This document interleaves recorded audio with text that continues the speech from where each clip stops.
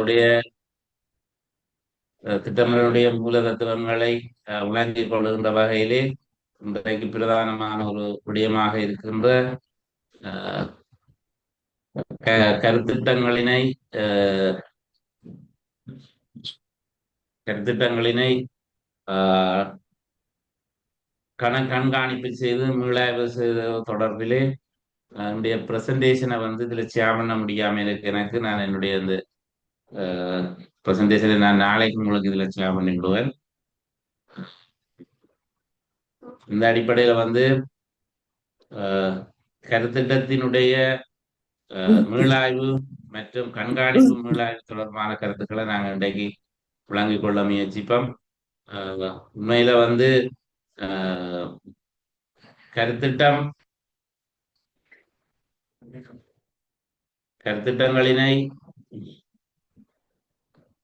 ப்ரொஜெக்டை வந்து அஹ், ஒரு organisation and activities, அதாவது வந்து ஒரு கருத்திட்ட வட்டத்தில் கருத்திட்ட வட்டத்தில் ப்ரொஜெக்ட் சைக்கிள்ல வந்து 8வது அம்சமாக குறிப்பிடப்பட்டிருக்கின்ற கருத்திட்டங்களை ஒழுங்கமைத்தலும் துரிதப்படுத்தலும் என்ற விடயத்தின் கீழே நாங்கள் ப்ரொஜெக்ட் ஆர்கனைசேஷன் அண்ட் ஆக்டிவேஷன் என்ற விடயத்துக்கு கீழே ஒரு அனுமதிக்கப்பட்ட திட்டத்தை சிறப்பான முறையில் பொறுப்பளிக்கப்பட்டவரால் மட்டும் நிறைவேற்றுவதற்கென ஒழுங்குபடுத்தப்பட்டிருக்கின்ற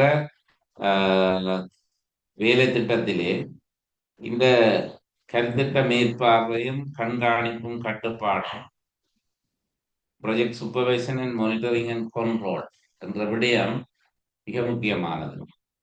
அதாவது கருத்திட்ட கண்காணிப்பு கட்டுப்பாடும் திட்ட அமலாக்கத்தின் போது கடைபிடிக்க வேண்டிய ஒரு செயற்பாடு. அதாவது வந்து கருத்திட்ட சக்கரத்திலே நாங்கள் பார்த்திருக்கிறோம் 10வது விடயமாக சொல்லப்பட்டிருக்கின்ற கருத்திட்டங்களினுடைய செயல்பாடு கருத்திட்டவற்றத்தினுடைய நாங்கள் 10வது செயல்பாடாகத்தான் நாங்கள் பார்க்கிறோம். அந்த செயல்பாட்டிலே வந்து கருத்திட்ட கண்காணிப்பும் திட்ட அமலாக்கத்தின் போது கடைபிடிக்க வேண்டிய செயல்பாடும் கண்காணிப்பு என்பது ஒரு முன்னேற்றத்துக்கு பொருத்தமான வழித்தடத்தை பேணுவதற்கு உதவக்கூடிய ஒரு முறை சார்ந்த வகையில் அமைந்த தகவல் சேகரிப்பு அல்லது தகவல்களை ஆய்வு செய்தல், அதற்கூடாக தகவல்களை சீர்படுத்தல், தகவல்களை பரவல் செய்தல் ஆகிய நடவடிக்கைகளை கொண்ட ஒரு செய்முறையை நாங்கள் கருத்திட்ட கண்காணிப்பு என்று குறிப்பிடுகிறோம். அதாவது வந்து ஒரு கருத்திட்டத்தை கண்காணிப்பு செய்வது என்பது கருத்திட்டத்தின் சரியான செயல்பாட்டுக்கும் முழுமையான அமலாக்கத்துக்கும் அடிப்படையான ஒரு அம்சமாக காணப்படுகிறது. குறிப்பாக கருத்திட்டத்தை என்ன நோக்கத்துக்காக நாங்கள் கருத்திட்டத்தை அமலாக்கினோமோ அந்த நோக்கத்தை அடைந்து கொள்வதற்கான பாதையில் இந்த கருத்திட்டத்தினுடைய செயல்முறை அனைத்தும் நகர்ந்து செல்லுகிறதா என்பதை உறுதிப்படுத்துகிற ஒரு செய்முறையாக நாங்கள் இந்த கருத்திட்ட கண்காணிப்பை விளங்கிக் கொள்ளக்கூடியதாக இருக்கும். உண்மையில ஒரு எந்த ஒரு நடவடிக்கைகளுக்கும் மேற்பார்வை நடவடிக்கை வந்து மிக முக்கியமானது. மேற்பார்வை நடவடிக்கை என்பது ஒரு தொடர்ந்தேர்ச்சியாக மேற்கொள்ளப்படுகிற பொழுதுதான் ஒரு எடுக்கப்பட்ட தீர்மானத்தை நாங்கள் சிறப்பாக முழுமையாக எதிர்பார்ப்பு இலக்குகளை அடைந்து கொள்வதற்காக பயன்படுத்திக் கொள்ள முடியும். ஆகவே கருத்திட்ட மேற்பார்வை என்பது ஆக்சுவலா வந்து நாங்க பார்க்கிறோம் இந்த கருத்திட்ட மேற்பார்வையிலே ஒன்று ப்ரொஜெக்டினுடைய நோக்கத்தை அடைந்து கொள்வது, இன்னொன்று தேவையற்ற வீண் விரியங்களை வளங்களை தடை செய்து கொள்வது, அதற்கூடாக நாங்கள் தரப்பட்ட வளங்களிலிருந்து ஒரு உத்தம பயன்பாட்டை பெற்று உச்ச பயணக்கூடிய கருத்திட்டங்களாக எங்களுடைய கருத்திட்ட நடைமுறைகளை மாற்றிக்கொள்வது என்ற விடயத்தை பார்க்கிறோம். அப்ப உண்மையிலே கருத்திட்டத்தின் சரியாக கண்டறிவதற்கும் குறிப்பிட்ட பிரச்சனையை பொருத்தமான சமிக்கைகளை தரக்கூடிய பின்னடைவுகளுக்கான காரணங்களை எடுக்க வேண்டிய நடவடிக்கைகளை என்றெல்லாம் ஒரு ஒழுங்காய்ந்த செயற்பாடுகளின் கீழ் இந்த கருத்திட்ட செயல்பாட்டின் கண்காணிப்பு நடவடிக்கைகளை நாங்கள் குறித்துக் கொள்ளலாம். உண்மையிலே கண்காணிப்பு செய்ய பல்வேறு வகைகள் இருக்கின்றன. இரண்டு மூன்று வினாக்களை நீங்கள் பார்த்தீர்கள் என்றால் ஒரு முறை சிறுகுறிப்பாக கேட்கப்பட்டிருந்தது, ஒரு முறை ஒரு கேள்வியாக கேட்கப்பட்டிருந்தது. இந்த கண்காணிப்பும் மீளாய்வும் சம்பந்தப்பட்ட கருத்தியல். அது உண்மையிலே கண்காணிப்பு என்பது 2 நிலைகளிலே இடம்பெறுகிறது. ஒன்று, ஒப்புக்கொள்ளப்பட்ட இலக்கு மட்டத்துக்கு அளவில் ஆற்றுகை கண்காணிப்பு என்பது ஒரு வகை. அதாவது பெர்ஃபார்மன்ஸ் இவாலுவேஷன். கண்காணிப்பில் இருக்கின்ற முதலாவது வகை ஆற்றுகை கண்காணிப்பு, பெர்ஃபார்மன்ஸ் இவாலுவேஷன். இந்த பெர்ஃபார்மன்ஸ் இவாலுவேஷனுக்கு அடுத்த வகை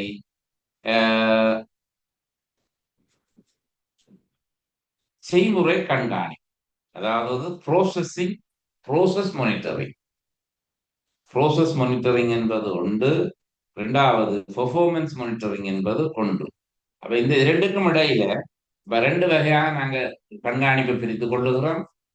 அப்ப அதுல அடிப்படையில கண்காணிப்பு என்பது ஒரு திட்ட முன்னேற்றத்தினுடைய ஒரு ஓப்பன் வே, ஒரு திறந்த பாதை. ஒரு கண்காணிப்பு என்பது ஒரு ஒரு திட்டத்தினுடைய முன்னேற்றத்தினுடைய ஒரு திறந்த பாதை. இதிலே குறிக்கப்பட்ட குறிக்கோள்கள், அதாவது ஒரு திட்டத்திலே அடைந்து கொள்ள எதிர்பார்க்கப்பட்டிருக்கின்ற கூட்டிணைக்கப்பட்ட எல்லைகளை, குறிக்கோள்களை அடைந்து கொள்ளுவதிலே எதிர்கொள்ளப்படுகின்ற தடங்கல்கள், ஆபத்துக்கள், நிச்சயமின்மை, ரைட், ரிஸ்க், அன்சர்டனிட்டி என்கின்ற இந்த விஷயங்கள் என்ன, ஏதாவது இஷ்யூஸ், ரிஸ்க், அன்சர்டனிட்டி என்ற 3 உப பிரிவுகளை நாங்கள் இந்த இடத்துல கண்காணிப்பிலே மிக முக்கியமாக மையப்படுத்தி பார்க்கிறோம். உண்மையில ஒரு நிச்சயமின்மை, ஆபத்து என்பன எப்பொழுதுமே ஒரு எதிர்பார்க்கப்பட்ட கருத்திட்டத்தின் பொதுவான இலக்குகளை அடைந்து கொள்ளுவதிலே, ஒரு ஒப்புக்கொள்ளப்பட்ட வெளியீட்டு மாற்றத்தை பெற்றுக் கொள்ளுவதிலே சில தடைகளை இந்த 3 விடயங்களுக்கு ஊடாக, அதாவது அதில் திடீரென கருத்திட்டங்கள் எழுந்து வரக்கூடிய இசூஸ் என்று சொல்லுகிற பொழுது, நாங்கள் பார்க்கிறோம், நில உரிமை தொடர்பில ஒரு கருத்திட்டத்தை நாங்கள் செயல்படுத்த போற நில உரிமை தொடர்பில ஆரம்பத்திலே அந்த காணி ஒரு தனியார் காணியாக உறுதி எழுதப்பட்டதாக எங்களுக்கு சொல்லப்பட்டிருக்கிறது. நாங்களும் அதனை உறுதியை பார்த்திருக்கிறோம். பார்த்த பொழுது எங்களுக்கு தெரிகிறது, இந்த காணி ஒரு தனியாருக்குரிய சொந்தமான காணி. ஆகவே இந்த தனியார் காணியை நாங்கள் கையகப்படுத்துவதிலே அவர் நன்கொடையாக இந்த காணியை எங்களுக்கு பரிபாலனை செய்வதற்கு தருவதற்கு சம்மத கடிதத்தை தெரிவித்திருக்க, இட்ஸ் ஓகே எவ்ரிதிங். அப்ப அவருடைய தனக்கு சொந்தமான காணியை அவர் எங்களுக்கு பரிபாலனத்துக்கு அன்பளிப்பு செய்த காணியை இப்பொழுது நாங்கள் ஒரு அரச நிதியை பயன்படுத்திய வேலை திட்டத்தை தொடர்பு பயன்படுத்தலாம் என்றால், இதுல எங்க பிரச்சனை வருதுன்னு சொன்னா, நாங்கள் அப்படியே செய்து கொண்டு போகிற பொழுது முதலாவதா நாங்கள் போகிறோம், முதலாவதா யோசிக்கிறோம், இதுக்குரிய ஆக்சுவல் கிளியரன்ஸை நாங்கள் மிக முக்கியமாக இப்ப நாங்கள் சமர்ப்பிக்கிறோம். ஒரு என்வாயன்மெண்டல் கிளியரன்ஸ் இந்த ப்ராஜெக்டுக்கு தேவைப்பட்டிருக்கிறது என்ற அடிப்படையில என்வாயன்மெண்டல் கிளியரன்ஸுக்கு கொடுக்குற அறிக்கையில போய் பார்த்தோம்னு சொன்னா, காணி உருத்தாவணம் தொடர்பில இருக்கக்கூடிய நிலைமை இதுல பரிசீலிக்கப்படுது. படித்த பொழுது அவர்கள் கண்டுபிடிக்கிறார்கள், இந்த காணி எங்களுக்கு அன்பளிப்பு செய்த நபருக்கு எவ்வாறு கிடைத்திருக்கிறது என்று சொன்னா, அவருக்கு பவர் ஆஃப் அட்டோர்னி, இந்த பவர் ஆஃப் அட்டோர்னி கூடாக தான் இந்த காணியை அவர் பெற்றிருக்கிறார். அவர் பவர் ஆஃப் அட்டோர்னி பெற்றுக்கொண்ட ஒருவர் லீகலி அந்த காணியை ஆட்சிப்படுத்தி அதனை பயன்படுத்தி அதிலிருந்து கிடைக்கக்கூடிய நன்மைகளை அவர் ஆண்டு அனுபவிப்பதற்கு தான் பவர் ஆஃப் அட்டோர்னி செல்லப்படுமே தவிர அதனை அன்பளிப்பு செய்ய முடியாது. இதுதான் பவர் ஆஃப் அட்டோர்னின்ற விஷயம். அப்ப உண்மையா ஒரு land owner power of attorney கூடாக வர முடியாது. இதே போல இன்னொரு சந்தர்ப்பத்துல பார்க்கிறோம், ஒரு பவர் ஆஃப் அட்டர்னி போல ஒரு உறுதியாக எழுதப்பட்டிருக்கிற ஒரு உறுதியில் வெளிப்படுத்தல் உறுதி என குறிப்பிடப்பட்டிருக்கிறது. அதாவது ஒரு நபருக்கு 2 வருடங்களுக்கு முன்னர் அந்த காணிக்குரிய எந்த மூல ஆவணங்களும் இல்லாமல் ஒரு வெளிப்படுத்தல் உறுதியை எழுதிவிட்டு இந்த வெளிப்படுத்தல் உறுதியை கொண்டு வந்து திருப்பி கொடுத்து லோயர்கிட்ட கொடுத்து வெளிப்படுத்தலின் கீழ் பிறதான் அதற்கு உரிமையாளராக மாறிக்கொள்ளுகிற ஒரு முறைமையை கடைபிடிக்கிறார். கடைபிடிக்கிற பொழுது இந்த இந்த மூல உறுத்தின்படி வெளிப்படுத்தல் உறுதியை அடிப்படையாக கொண்டு வெளிப்படுத்தல் உறுதியை அடிப்படையாக கொண்டு ஒரு காணியினுடைய ஹிஸ்டரி சீட்டை நாங்க போய் தேடி பார்த்தோம்டா ரெஜிஸ்ட்ரார் ஜெனரல் டிபார்ட்மெண்ட்ல ஆக்சுவலா அங்க ஒரு பதிவு காட்டும். அப்ப இது இது இது இந்த கருத்திட்டத்தை தொடங்கி நாங்கள் எல்லாம் ரெடி பண்ணி இருக்கிற ஒரு சந்தர்ப்பத்தில் ஏற்பட்ட இசூஸ். அப்ப இந்த இசூஸ் கண்காணிப்பு தொடர்பில் நாங்கள் ஒரு முறையான கண்காணிப்பை செய்திருந்தால் முறையான கண்காணிப்பு ஒன்றை செய்திருந்தால் திட்டத்தினுடைய ஆரம்ப காலத்திலேயே நாங்கள் இந்த காணி உறுத்தாவணம் தொடர்பில் சரியான பரிசீலிப்பை செய்திருக்க வேண்டும். ஆனால் இப்பொழுது அந்த காணிக்குள்ளே நாங்கள் ஆரம்ப வேலைகளுக்காக கல் பறிச்சிருப்போம், மண் பறிச்சிருப்போம், அத்திவாரம் கூட ஆரம்ப வேலைகளை தொடரில் கூட இருக்குது. அப்ப இந்த நேரத்துல எங்களுக்கு வந்திருக்கிற இஷ்யூஸ் உண்மையா ஆக்சுவலா எங்கிருந்து வந்த தவறுன்னு பார்த்தோம்டா சரியான முறையான கண்காணிப்பு ஒன்றை நாங்கள் எங்களுடைய செக்லிஸ்ட்ல ஆரம்பத்துல நாங்கள் கவனம் எடுக்கல என்றுடையது தான் இது காட்டும். இது கூடாக இது தாக்கத்தை அடிப்படையாக கொண்ட ஒரு உதாரணம். ஆக்சுவலா ஒரு இஷ்யூஸ் அந்த நேரத்துல எதிர்பாராமல் தோன்றியது என்று சொல்ல முடியாது. முறையற்ற விதத்தில் நாங்கள் கண்காணிப்பு செய்ததன் காரணமாக எழுந்த ஒரு இஷ்யூஸ். அப்ப உண்மையா இதை நாங்க எப்படி செய்திருக்கணும்னு சொன்னா ஆரம்பத்திலேயே நாங்கள் இந்த இந்த விடயம் தொடர்பில நாங்கள் சரியான ஒரு ஒரு அவதானத்தை செலுத்தித்தான் நாங்கள் ப்ரொஜெக்டை ஸ்டார்ட் பண்ணிக்க இந்த இந்த விஷயங்களை பார்த்திருக்க வேண்டும். அப்ப இது ப்ராப்பர் டைம் ப்ராப்பர் செய்யப்பட்டிருக்க வேண்டும். அதை உறுதிப்படுத்துவதுதான் இந்த கண்காணிப்பினுடைய முதலாவது நோக்கமாக இருக்கிறது. இப்ப நான் ஏற்கனவே 2 கண்காணிப்புகளை பற்றி குறிப்பிட்டிருக்கிறோம். கண்காணிப்புகளிலே ஒன்று பெர்ஃபார்மன்ஸ் மானிட்டரிங், ஆர்டிஐ தொடர்பான கண்காணிப்பு என்பது கருத்திட்டத்தினுடைய குறிக்கோள்களை அடைவதற்கு தேவையான வினைத்திறனும் செயல்நுட்பமும் அதனை இதற்கு செயல்நுட்பமும் தொடர்பில் ஏதாவது தடைகள் விளைவிக்கப்படுகின்ற அல்ல தடைகளை ஏற்படுத்தக்கூடிய விடயங்கள் இருக்கின்றனவா என்பதனை செயல்திறன் அடிப்படையில நாங்கள் விளங்கப்படுத்திக் கொள்வதாக இருக்கும். அப்ப செயல்திறன் அடிப்படையில விளங்கப்படுத்திக் கொள்வதற்கு ஊடாக உண்மையாக அந்த கருத்திட்டத்தில் அடையப்பட எதிர்பார்க்கப்பட்ட செயல்திறனை பாதிக்காத வகையில கருமங்கள் இடம்பெற்று வருவதை இந்த கண்காணிப்பு உறுதிப்படுத்துகிறது. அவ்வாறான கண்காணிப்பை தான் நாங்க பெர்ஃபார்மன்ஸ் பேஸ் மானிட்டரிங் என்று சொல்லுவோம். இதுல பெர்ஃபார்மன்ஸ் மீன் எங்களால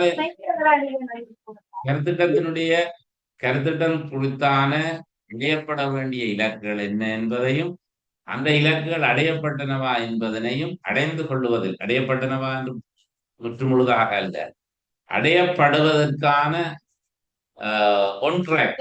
சரியான வழித்தடத்தில் இது பயணிக்கிறதா என்பதை உறுதிப்படுத்துவதுதான் இந்த பெர்ஃபார்மன்ஸ் பேஸ் மானிட்டரிங். அப்ப இப்ப பார்த்திருக்கிறோம். இதுல இந்த பெர்ஃபார்மன்ஸை நாங்க கையாள வேண்டியதுல இப்போ ஏற்கனவே இப்ப உதாரணத்துக்கு ஒரு கன்ஸ்ட்ரக்ஷன் ஒரு ரோட் கன்ஸ்ட்ரக்ஷன் என்று எடுத்துக்கொண்டோம்னு சொன்னா ஒரு வீதி புனரமைக்கிற வேலையில நாங்கள் ஆரம்பத்துல நில முதலாவது ஃபர்ஸ்ட் லேயரை தயார்படுத்துற பொழுது எங்களுக்கு அருகிலே ஒரு மிகவும் நீர் தேங்கி இருக்கிற ஒரு பகுதி அதுல இருக்கிறது. இருந்தால் இந்த இடத்துல நாங்கள் ஃபவுண்டேஷன் கொண்டு ரோட்டுக்குரிய ஃபவுண்டேஷனை இருக்கிற எஸ்டிமேட்டின் படியே நாங்கள் செய்து கொண்டு போனால் பக்கத்துல நீர் தேங்கி இருக்கிற ஒரு பகுதிக்கு போகிற பொழுது நிச்சயமாக அந்த இடத்துல உடைவு ஒன்று ஏற்படும். கட்டாயம் அது கிராக் கொண்டு வருவதற்கான 100% சந்தர்ப்பம் இடம். அப்ப இதை வந்து எங்க பார்த்துருக்கணும்னு சொன்னா இது எப்ப நாங்கள் பார்த்துருக்கணும் இந்த பிரச்சனை என்று பார்த்தோம்டா ஆக்சுவலா இந்த ரோட்டை இருக்கிற எஸ்டிமேட்டுக்கு அளவா செய்தா ஒர்க் ஆஃப் கம்ப்ளீஷன்ல கம்ப்ளீஷன் ரிப்போர்ட்டுக்கு போற பொழுது எங்களுக்கு நாங்கள் போற பொழுது முதலே அது உடைந்து விடும். ஷுவரா உடையும். ஏன்னாடா பக்கத்துல நீர் தேங்கி இருக்குன்னு சொன்னா இதுல கம்பேக்ஷன் செய்கிற பொழுதே ஏராளமான உள்ளிட்டு அதுக்கு போட்டு செய்ய வேண்டி வரும். அப்ப கண்ட்ராக்ட்ல குறிக்கப்பட்ட தொகையை விட அதிக இன்புட்ஸை வந்து மெட்டீரியலை வந்து அதில் யூஸ் பண்ண வேண்டி வரும். அப்ப இப்ப இதுல இங்க இங்க தவறு நிகழ்ந்திருக்கிறதுண்டா உண்மையாக அந்த எஸ்டிமேட் ப்ரிப்பேர் பண்ற டைம்ல போயிட்டு நாங்கள் ஒரு ரிட்டர்னிங் வாலண்டர் சைட்டுக்குள்ள இந்த மாதிரியான பிரதேசங்கள்ல வந்து சிமெந்திலான ஒரு ரிட்டர்னிங் வாலண்டர் கட்டுவதற்கான எஸ்டிமேட்டுக்குள்ளேயே அதை இன்க்ளூட் பண்ணிட்டு முதல்ல ரிட்டர்னிங் வாலை கட்டி போட்ட இடத்துல பிறகுதான் ரோட் ஒர்க்கை செய்யணும். செய்தால் ரெண்டு கொண்டு வந்து ரோட்டும் பாதுகாப்பாக இருக்கிறது. உரிய பிரதேசத்துல வந்து அந்த தேவையான இடத்துல வந்து ரோட்டுக்கு எந்த விதமான டேமேஜும் ஏற்பட போவதில்லை. அதே நேரத்தில் நீர் தேங்கி இருக்கிற ஒரு பகுதி ஒன்று கூட ரோட்டை செய்கிற பொழுது சாதாரணமாக கடைபிடிக்கிற ஒரு தொழில்நுட்பம் முறை இது. ஆனா இதை கவனிக்காம விட்டுட்டு நாங்கள் அப்படியே கம்பேக்ஷனை செய்து போட்டு ரோட்டுக்கு வந்தால் அந்த அந்த அந்த பீரியடுக்குள்ள அதாவது வந்து நாங்கள் ஒரு பேமெண்ட்டை செய்து கம்ப்ளீட் பண்றதுக்கு இடையில ஃபைனல் பேமெண்ட்டை முடிக்கிறதுக்கு இடையில ரோட்ல பிரச்சனை வரும். கட்டாயம் ரோட்ல பதியும் உடையும் சைட்டுக்கு பிரச்சனை வரும். அதை வச்சுக்கொண்டு இப்பொழுது புதிதாக தயார் செய்யப்பட்டிருக்கின்ற தொழில்நுட்ப அதாவது வந்து ஒப்பந்த நடைமுறைகளிலே புதிதாக கொண்டு வரப்பட்டிருக்கிற ஒரு புதிய நடைமுறை ஒன்று அறிமுகம் செய்திருக்கிறார்கள். அதாவது வந்து இதுவரை செயல்திறனை மதிப்பிட்டு செயல்திறனின் அடிப்படையில இந்த பொறுப்பேற்பு ஹேண்டிங் ஓவர் என்பது நடைபெறுவது இல்லை. ஹேண்டிங் ஓவர் வந்து அந்த சைட்டுக்கு மேற்பார்வை உத்தியோகத்தராக நியமிக்கப்பட்டிருக்கின்ற பொறியியலாளரின் கையொப்பத்துடன் ஹேண்டிங் ஓவரை பூர்த்தி செய்து கொண்டிருந்ததுதான் பழைய ப்ரோக்யூமெண்ட் கைட்லைன்ஸில் இருந்த நடைமுறை. ஆனால் இப்ப புதிதாக திருத்தப்பட்ட ப்ரோக்யூமெண்ட் கைட்லைன்ஸில் இருக்கிற நடைமுறை என்னென்றால் நாங்கள் ஒரு குழு ஒன்றை நியமித்து அந்த குழுவினூடாக பெர்ஃபார்மன்ஸை மதிப்பீடு செய்து குறிக்கப்பட்ட வேலை உரிய தரத்துடன் உரிய செயல்திறனுடன் அமுலாக்கம் செய்யப்பட்டிருக்கிறதா என்பதனை ஒரு குழுவை நியமித்து அந்த குழு 3 பேரை கொண்ட ஒரு குழுவை நியமித்து அந்த குழுவினுடைய உறுதிப்படுத்தலுக்கு ஊடாகவே தான் டேக்கிங் ஓவர் செய்ய வேண்டும் என்கின்ற புதிய திருத்தத்தை இந்த ஒப்பந்த நடைமுறையிலே மாற்றம் செய்திருக்கிறார்கள். இது புதிதாக கடந்த ஆண்டு அறிமுகம் செய்யப்பட்ட புதிய ஒரு ஏற்பாடு. அப்ப இது ஆக்சுவலா வந்து இப்ப என்ன நடக்க போகுது என்றால் இந்த குழுவினால் இந்த விடயத்தை கவனிக்காது பொறுப்பேற்கப்பட்டால் இந்த குழுவின் தலைவரும் உறுப்பினர்களுமே பின்னர் வருகின்ற பிரச்சனைகளுக்கு பொறுப்பு கூற வேண்டும். ஆகவே அவர்களுக்கு காரணம் கொண்டும் இதனை இந்த ஒர்க் கம்ப்ளீஷன் ரிப்போர்ட்டை இவர்கள் கொடுக்க மாட்டார்கள். எனவே இது அவர்களுக்கு தனித்தும் ஒருமித்துமான பொறுப்பின் அடிப்படையில வழங்கப்பட்டுள்ள புதிய திருத்தம். அப்ப இந்த புதிய திருத்தத்தின் கீழே அப்ப அவர்கள் கடைசி வரையும் கொடுக்க மாட்டார்கள் என்று சொன்னா இப்ப பேமெண்ட் வந்து உரிய கால பகுதியில வந்து கண்ட்ராக்ட் போக முடியாம இருக்கும். இரண்டு ஆக்சுவலா இது எங்க வந்திருக்குன்னு சொன்னா உரிய செயல்திறனில் அதாவது வந்து குறிக்கப்பட்ட செயல்திறனில் பெர்ஃபார்மன்ஸ் வந்து அடையப்படவில்லை என்பதன் அடிப்படையில அப்ப செயல்திறன் தொடர்பான மதிப்பீட்டை வந்து ரைட். அப்ப இப்ப இதை என்ன செய்திருக்கோம் இதை எப்படி நாங்க இதை சீர் செய்யலாம் என்றால் இந்த விடயம் தொடர்பில் ஈவன் எஸ்டிமேட்டில் அது ப்ரிப்பேர் பண்ணப்பட்டிருக்காவிட்டாலும் சைட் சூப்பர்வைசரா இருக்கிற என்ஜினியருக்கு வந்து முதலாவது கண்காணிப்பின் போது நாங்கள் இந்த இந்த இந்த விடயத்தை எழுத்து மூலமாக ஒரு ரிப்போர்ட்டிங் அதாவது நோட் புக் ஒன்று வைத்திருக்கிறார்கள். ஒவ்வொரு கருத்திட்ட வேலைகளிலும் கருத்திட்ட சைட்ல அந்த வேலை தளத்துல வந்து ஒரு சம்பவ குறிப்போடு ஒன்று வைக்கப்பட்டிருக்கு. அந்த சம்பவ ரிப்போர்ட்டில் முதலாவதாக ஒரு பெர்ஃபார்மன்ஸ் பேஸ் இவாலுவேஷனுக்கு போறது வேறு அவர் தன்னுடைய சஜஷனை முதலாவது எழுதி விடுவாரா இருந்தால் அதனை உடனடியாக ஒரு டிவியேஷன்ல போட்டு அவர் செய்ய வேண்டி வரும். செய்திருந்தோம் என்று சொன்னா ஆக்சுவலா வந்து இதுதான் செயல்திறனை சரியாக உறுதிப்படுத்துவதற்கான வழி. ஆனால் விதியை பார்வையிடாமல் மதிப்பீடுகள் தயாரிக்கிற சில சந்தர்ப்பங்களும் இருக்கிறது. பல தொழில்நுட்ப அதிகாரிகள் சம்பந்தப்பட்ட வீதிகளை நன்கு பரிசீலித்து ஒரு மதிப்பீட்டை செய்வதில்லை. அவர்கள் தங்களுக்கு இருக்கக்கூடிய மிக குறைந்த எண்ணிக்கையிலான தொழில்நுட்ப தொழில்நுட்ப உத்தியோகத்தர்களின் அளவு, அதே போல அவர்களிடம் இருக்கக்கூடிய அதிகரித்த வேலைப்பாடு, இப்படி பல்வேறு சந்தர்ப்பங்களினால அந்த அலுவலர்களிடமிருந்து ஒரு முறையான மதிப்பீட்டு அறிக்கை ஒன்றை பெற்றுக் கொள்வதிலே சிரமங்கள் இருப்பது அவதானிக்கப்பட்டது. இதுதான் ஆக்சுவலி பிராக்டிக்கலி இந்த இஷ்யூஸ் இருந்து கொண்டு இருக்குது. ஆனால் இதனை நாங்கள் எங்க வச்சு திருத்த முடியும் என்று சொன்னால், எங்க வச்சு இது திருத்தப்பட வேண்டும் என்று சொன்னால், எங்களுடைய இந்த செயல்திறன் மதிப்பீட்டை காலத்துக்கு காலம் நாங்கள் இந்த ப்ரொஜெக்ட் ஒன்றின் ஸ்டார்டிங் டைமில் இருந்து ஆரம்பித்து இது முடிவுறுத்தும் வரை இந்த விடயங்களிலே நாங்கள் அக்கறையாக இருக்கிற பொழுது ஒப்பந்தக்காரரும் நன்மை அடைவார், அவருக்கு நட்டம் ஏற்பட போவதில்லை. தவறுதலாகவோ அல்லது இது தொடர்பில் உண்மையான பரிசீலிப்புகளுக்கு உள்ளடங்காமல் செய்யப்பட்ட மதிப்பீடுகளிலும் ஒன்கோயிங் இவாலுவேஷன் பேஸ்ட் ஆன் த ஒன்கோ, அதாவது ஒன்கோ அதாவது செயல் யுத்தம் நடைபெற்று கொண்டிருக்கும் பொழுது செய்யப்படுகின்ற கண்காணிப்பை நாங்கள் ஒன்கோயிங் திட்டத்தின் போதான கண்காணிப்பு என்று சொல்லுவோம். அந்த ஒன்கோயிங் இவாலுவேஷனை நாங்கள் இதற்காகத்தான் பயன்படுத்துறோம், இதற்காகத்தான் செய்கிறோம். இப்ப அந்த நேரமே நாங்கள் சில திருத்தங்களை அதுக்குள்ள கொண்டு வரக்கூடியதாக இருக்கிறோம். அப்ப உண்மையில பாத்தீங்கன்னு சொன்னா இந்த பெர்ஃபார்மன்ஸ் பேஸ் மானிட்டரிங் இன்றைக்கு யார் அந்த அந்த அதிலே கீ டாஸ்கா இருக்கிறார்கள் என்று சொன்னா சகல அபிவிருத்தி அலுவலர்கள், அதாவது சமூக வலுவூட்டல் அலுவலர்களாக கிராம அலுவலக பிரிவுகளில் நியமிக்கப்பட்ட அலுவலர்கள் இந்த பொறுப்பு வழங்கப்பட்டது. இந்த வலுவூட்டல் அலுவலர்கள் உரிய பகுதியிலே கட்டாயமாக கருத்துக்களை மேற்பார்வை செய்து அறிக்கை செய்ய வேண்டும் என்று தெரிவிக்கப்பட்டிருக்கிறது. இப்பொழுது புதிய பொறிமுறையையும் அவர்களுக்கு மேலதிகமாக ஒரு புதிய தகுதி விதியையும் கொடுத்திருக்கிறார்கள். அவர்கள் அனைவருமே எங்களுடைய சமூக சக்தி சபையினுடைய சமூக சபையினுடைய செயலாளர்களாகவும் சேர்த்துக் கொள்ளப்பட்டிருக்கிறார்கள்.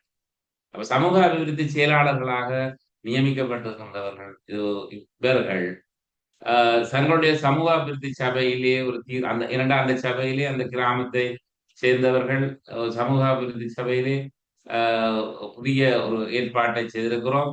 இது பற்றி யாராவது ஒரு 2 நிமிஷம் விளங்கப்படுத்தலாமா? சமூக அபிவிருத்தி சபை என்றால் என்ன?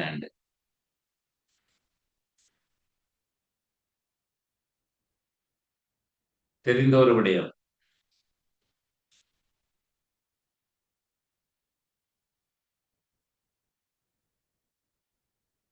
ஓகே, இதை பற்றி அறிந்தவர்கள் இல்லை போது இருக்கிறது. அல்லது இருக்கிறீங்களா? கேட்டுக்கொண்டிருக்கிறீங்களா? சரி, அதையா சொல்லுங்களேன். ஹலோ, கேட்டுக்கொண்டிருக்கிறீங்க என்ன? ஓகே. சமூக அபிவிருத்தி சபை என்ன என்ன விடயம் என்று சொன்னா, பிரஜாசக்தி என்று சொல்லப்படுகின்ற சமூக அபிவிருத்தி அமைப்பின் கீழ் கிராமிய மட்டத்தில் உருவாக்கப்பட்ட அமைப்புகள் தான் இந்த சமூக சக்தி அமைப்பு. அப்ப பிரஜாசக்தி கருத்திட்டம் என்பது இலங்கை அரசாங்கத்தில் புதிய அரசாங்கத்தில் நடைமுறைக்கிடப்பட்டிருக்கின்ற தேசிய கொள்கை. தேசிய கொள்கை என்று பார்த்தோம் என்று சொன்னால் செழிப்பான நாடு அழகான வாழ்க்கை. செழிப்பான நாடு அழகான வாழ்க்கை என்ற தேசிய கொள்கையின் கீழ் இந்த நடைமுறையில் இருக்கிற அரசாங்கம் தன்னுடைய இந்த இலக்கை, அதாவது இந்த தூர நோக்கை, விஷன் என்பது ஒரு தூர நோக்கு, அந்த தூர நோக்கை அடைந்து கொள்வதற்காக பயணிக்கின்ற ஒரு பாதையிலே அவர்கள் 3 பிரதானமான உப கொள்கைகளை இந்த நோக்கத்தை அடைவதற்கு வைத்திருக்கிறார்கள். முதலாவது நோக்கம் பவர்ட்டி அலிவேஷன், வறுமையை இல்லாதொழித்தல். முதலாவது இந்த தேசிய அரசாங்கத்தினுடைய கொள்கையாக இருக்கிறது. இந்த வறுமையை எல்லா நிலைகளிலும் காணப்படக்கூடிய பரிமாண வறுமையா ஒழித்தல் என்பது இந்த இந்த இடத்திலே இலங்கை அரசாங்கத்தினுடைய மிக முதன்மை கருத்தாக இருக்கிறது. இது நாங்கள் பார்க்கிறோம், சர்வதேச ரீதியாக வெளியிடப்பட்டிருக்கின்ற இந்த சஸ்டைனபிள் டெவலப்மெண்ட் கோல் எஸ்டிஜி என்று அழைக்கப்படுகின்ற ஐக்கிய நாடுகள் சபையினால 2015 முதல் 2030ஆம் ஆண்டு வரை அடையப்பட வேண்டும் என்று எதிர்பார்க்கப்படுகின்ற கொள்கைகளை உள்ளடக்கிய ஆவணத்திலே இந்த 17 கொள்கைகளை உள்ளடக்கிய பேண்டகு வாழ்வாதார அபிவிருத்தி கோட்பாடுகள் வைக்கப்பட்டிருக்கிறது. இந்த பெண்பது வாழ்வாதார அபிவிருத்தி கொள்கையின் முதலாம் இரண்டாம் இலக்குகள் வந்து no poverty and no hunger, உலகத்தின் பட்டினியற்ற உலகம், பசியோடு படுக்கைக்கு செல்லாத மனிதர்கள் என்கின்ற இந்த ரெண்டு விஷயங்களையும் உருவாக்கி கொள்வதற்காக தேசிய சர்வதேச அளவில் செய்யப்பட்ட இந்த ஏற்பாட்டில் கையெழுத்திடப்பட்டிருக்கிற 187 நாடுகள் இந்த ஒப்பந்தத்திலே கையெழுத்திருக்கிறார்கள். இந்த நாடுகளில் ஒரு நாடாக இலங்கையும் இதிலே கையெழுத்திட்டிருக்கிறது. ஆகவே இந்த சர்வதேச குறிக்கோளை அடைந்து கொள்வதற்காக தேசிய அரசாங்கம் முன்வைத்திருக்கின்ற ஒரு கொள்கையாகத்தான் இந்த வறுமையை இல்லாத ஒழிப்பதற்கான கொள்கை. இந்த வறுமையை இல்லாத ஒழிப்பதற்கான தேசிய நிகழ்ச்சி திட்டத்தை அவர்கள் எதற்கூடாக கொண்டு செல்ல இருக்கிறார்கள் என்று சொன்னால், மிக முடிவில் இந்த 6 முக்கியமான கொள்கைகளை இந்த சமூக சக்தி அமைப்புக்கு ஊடாக அவர்கள் கொண்டு செல்ல இருக்கிறார்கள். இதிலே மிக முக்கியமாக 6 பில்லர்ஸ் குறிப்பிடப்பட்டிருக்கிறது. இந்த 6 பில்லர்ஸ் வந்து நாங்கள் அதிலே மிக அடிப்படையாக சொல்லப்பட்டிருக்கிற விஷயம் வந்து இந்த சமூக சக்தி ஏற்பாட்டு குழுவிலே வந்து உணவு பாதுகாப்பு என்பது முதலாவது ஏற்பாடு.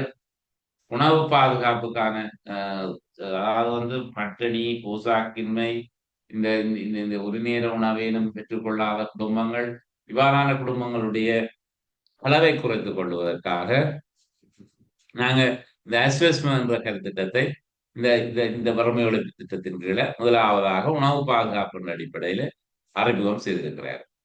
அஸ்வஸ்மம் வழங்கப்படுவதிலே 4 வல்னரபிலிட்டி இலகுவில் பாதிக்கப்படக்கூடிய குழுக்களை இனங்கண்டிருக்கிறார்கள். ஒன்று வந்து அவர்களுக்கு தனியான மதிப்பீட்டை செய்து அந்த குடும்பங்களிலே மிகவும் வருமானம் குறைந்த நலிவிற்ற குடும்பங்களை கண்டறிவதற்கான ஒரு தேசிய வேலை திட்டத்தை தேசிய ரீதியில் தயாரிக்கப்பட்டிருக்கின்ற கணனிமயப்படுத்தப்பட்ட பொறிமுறைகளிலே தகவல்களை தரவேற்றம் செய்து அவர்களுக்கு ஊடாக நாங்கள் யாருமே அதில் இன்வால்வ் பண்ணாம தகவல்களின் அடிப்படையில அந்த குடும்பங்களை தெரிவு செய்கின்ற ஒரு நேஷனல் டேட்டா பிளாட்ஃபார்ம் ஒன்றை அவர்கள் உருவாக்கி இருக்கிறார். இது வந்து அஸ்வஸ்ம ப்ரோக்ராம். இந்த அஸ்வஸ்முக்கு அடுத்ததாக வறுமை ஒழிப்பு தொடர்பில் செய்யப்பட்டிருக்கிற 2வது பாய்ச்சல் இந்த புதிய அரசாங்கத்தில் இந்த சமூக அபிவிருத்தி சபைகள். ஒவ்வொரு கிராம அலுவலர் பிரிவிலும் 25 பேரை கொண்ட உறுப்பினர்களை உள்ளடக்கிய சமூக அபிவிருத்தி சபைகள் உருவாக்கப்பட்டிருக்கின்றன.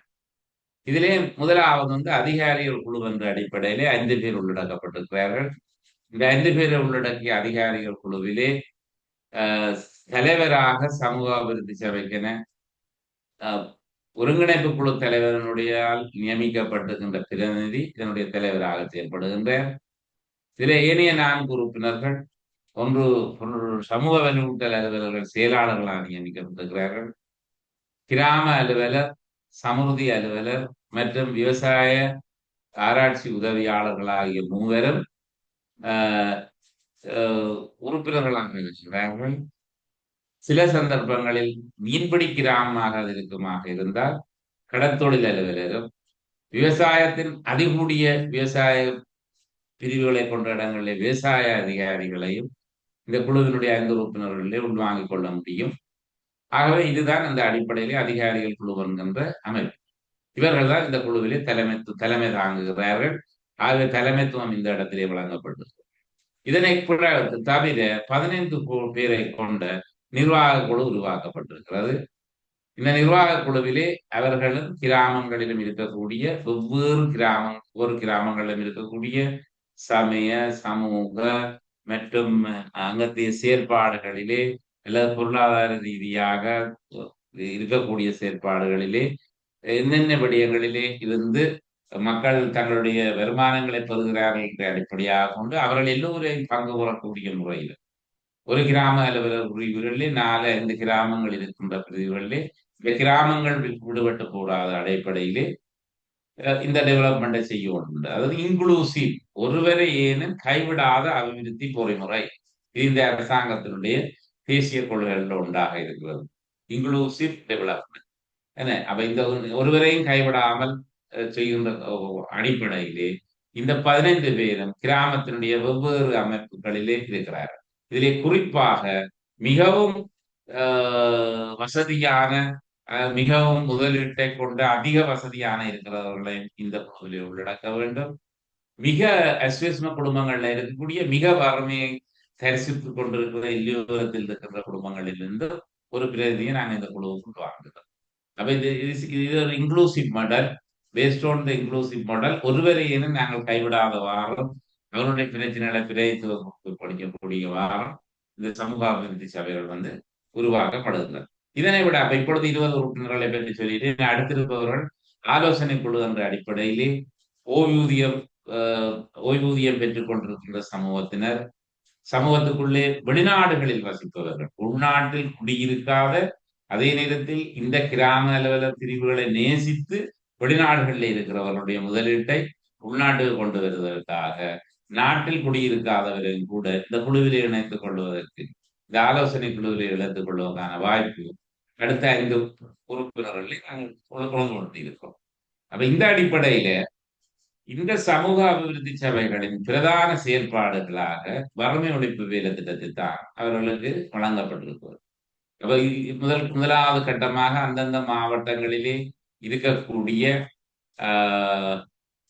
அதாவது வறுமை விகிதாசாரம், பவர்ட்டி இண்டெக்ஸின் அடிப்படையிலே, வறுமை சுட்டியின் அடிப்படையிலே வறுமையின் அளவையும் குறிப்பாக பல்பரிமாண வறுமை பற்றிய கருத்துக்களை, பல்பரிமாண வறுமை தொடர்பில் நான் புரிதொரு வகுப்பிலே உங்களுக்கு அதை விடையாக வழங்கப்படுத்துகிறேன். புதிய அரசாங்கத்திலும் ஐக்கிய நாடுகள் சபையில் என்பதற்கு முன்வைக்கப்பட்டிருக்கின்ற மிக முக்கியமான ஒரு கோட்பாடாக இந்த பல்வேறுமான வறுமை என்பது புதிதாக ஆரம்பப்படுத்தப்பட்டிருக்கிறது. அதை நாங்கள் அதுக்கென ஒரு எதிர்வரும் ஒரு வகுப்பை நாங்கள் ஒதுக்கிக் கொள்ளுவோம். அதிலே வறுமை என்றால் என்ன, வறுமை எவ்வாறு விலக்கணப்படுத்துவது, பல்வேறுமான வறுமை என்றால் என்ன, ஏன் பல்வேறுமான வறுமையை புதிய அரசாங்கம் முன்னிலைப்படுத்துகிற விடயங்கள் எல்லாவற்றையும் விளங்கிக்கொள்ளும். ஓகே, இப்ப இதன்படி பார்த்தோம் என்றால் இப்போ இலங்கையினுடைய பிரதானமான கொள்கை 3 கொள்கை என்று சொன்னா, ஒன்று பவர்ட்டி, வறுமையை இல்லாதொழித்தல், பவர்ட்டி எலிவேஷன் என்றது முதலாவது நோக்கமாக இருக்கிறது. இரண்டாவது கிளீன் ஸ்ரீலங்கா, அதாவது கிளீன் ஸ்ரீலங்கா என்பது இரண்டாவது கொள்கையாக இருக்கிறது. மூன்றாவது கொள்கையாக இருப்பது டிஜிட்டலைசேஷன். அப்ப தேசிய அரசாங்கம் இது நிச்சயமாக நான் உங்களுக்கு சொல்லுவேன், இந்த துறையில் அதாவது தேசிய அரசாங்கத்தின் கொள்கை ஆவணத்தில் இருக்கின்ற விடயங்களிலே மிக முக்கியமாக இந்த பொலிசி தொடர்பான வினாக்கள் இந்த முறை உங்களுக்கு பெறும். ஆக இதில் நாங்கள் தெளிவாக இருப்போம். முதலாவது எங்களுடைய ஒட்டுமொத்த இலக்கு என்ன, விஷன் என்ன என்பதை வெரி கிளியராக நாங்கள் வழங்கி கொண்டு வைத்திருப்போம். இந்த விஷனை பயணிப்பதற்காக அவர்கள் தெரிவு செய்திருக்கிற மிக 3 முக்கியமான உப துறைகளாக அல்லது உப வழிகளாக சொல்லுவது வறுமை ஒழிப்பு, கிளீன் ஸ்ரீலங்கா மற்றும் டிஜிட்டலைசேஷன். அப்ப உண்மையில இந்த வறுமை ஒழிப்புகளை நாங்க போனோம்னு சொன்னா அதிலே பல்வேறுமான வறுமையை ஒழிப்பதற்கான தேசிய நிகழ்ச்சி திட்டம் ஒன்றை அறிமுகப்படுத்தியிருக்கிறார். அப்ப பல்வேறுமான வறுமை தொடர்பில் எங்களுக்கு என்ன விடயங்கள் தேவை என்பதை பார்க்க வேண்டும். அப்ப ஏன் நான் இந்த இடத்துல இதற்கு கண்காணிப்பு இதுக்கு என்ன தொடர்பு என்றால், உண்மையா நாங்கள் பெர்ஃபார்மன்ஸ் பேஸ் மானிட்டரிங்கை தான் பார்க்கிறோம்.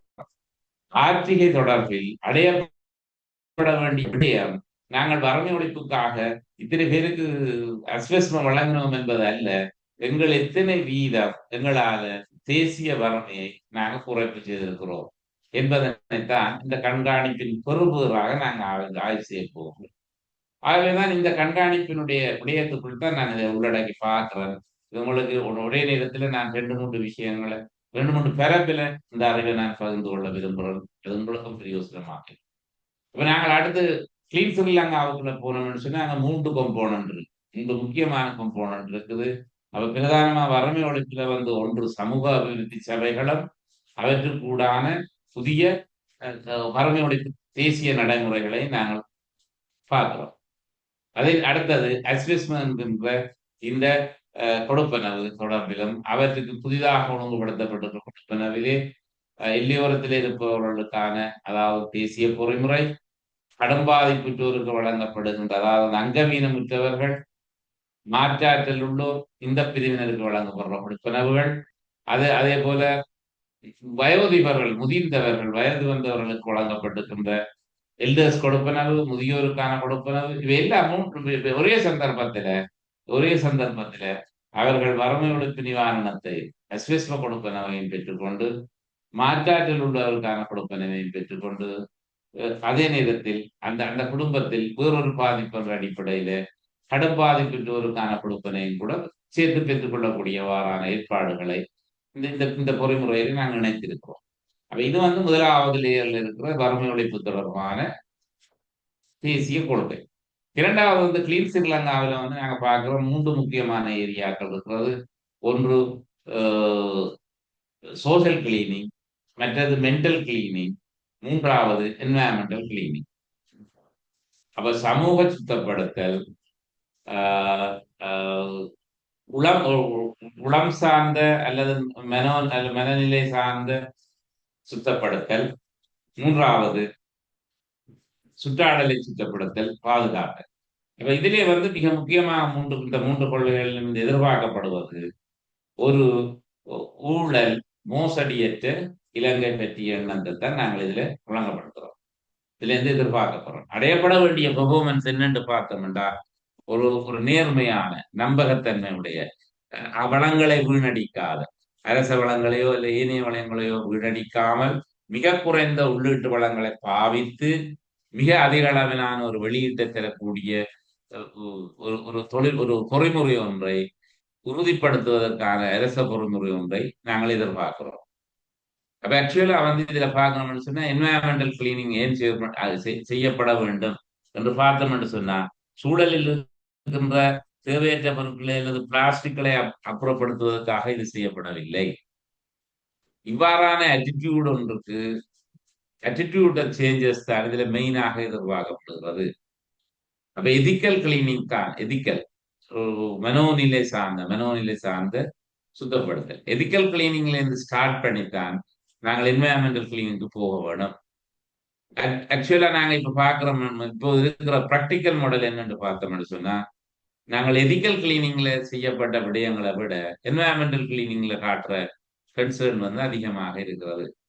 அது அது ஒரு உண்மையான பெர்ஃபார்மன்ஸை தராது. ஏனென்றால் எதிக்கலி நாங்கள் மேனேஜ் பண்ணி கொள்ள பழக வேணும்.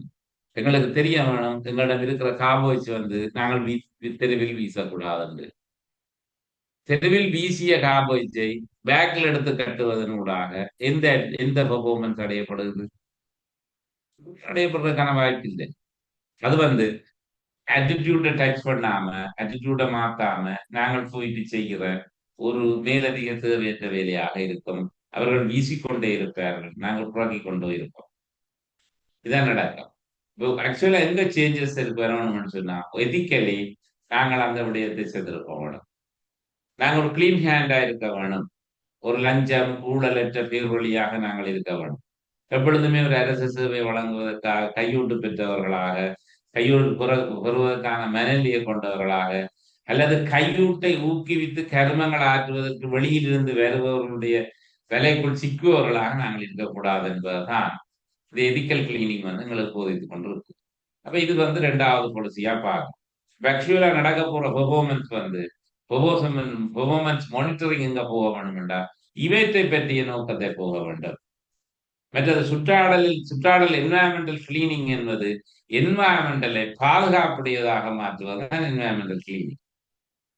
என்வாயன்மெண்டல் கிளீனிங் என்றது கிளீன் ஸ்ரீலங்காவுடைய எதிர்பார்ப்பு ஒரு ஒரு பொறுப்புணர்வு உள்ள சமூகம் ஒன்றை கட்டியெழுப்பதற்காகத்தான் நாங்கள் இந்த விடயங்களை உருவாக்க வேண்டும் என்பதும், மற்றது பொறுப்பு கூறும் ஒரு சமுதாயம் எதிர்காலத்திலே கட்டியெழுப்பப்பட வேண்டும் என்பதுதான் இந்த விடயத்திலே நாங்கள் பார்க்கிற விடயமாக இருக்கிறோம். ஓகே, அப்ப அதுக்கு அடுத்து நாங்கள் பார்க்க போறது 3வது டிஜிட்டலைசேஷன். டிஜிட்டலைசேஷன் என்பது இந்த எண்ணிமைப்படுத்தல். எண்ணிமைப்படுத்தல் என்பது எல்லா நிலைகளிலும், எல்லா சந்தர்ப்பங்களிலும், எல்லா நிலைகளிலும் இந்த மோசடி அல்லது ஊழல் இப்படிப்பட்ட ஒரு மிகவும் பாரதூரமான நிர்வாக நடைமுறைகளை சீரழிக்கின்ற விடயங்களிலே இருந்து நாங்களாகவே விலகிக் கொள்வதற்கும் அவ்வாறான ஒரு சந்தர்ப்ப சூழலை குறைத்துக் கொள்வதற்கும் செய்யப்படுகின்ற ஒரு வேலைகளைத்தான் நாங்க இந்த டிஜிட்டலைசேஷன் சொல்லுது.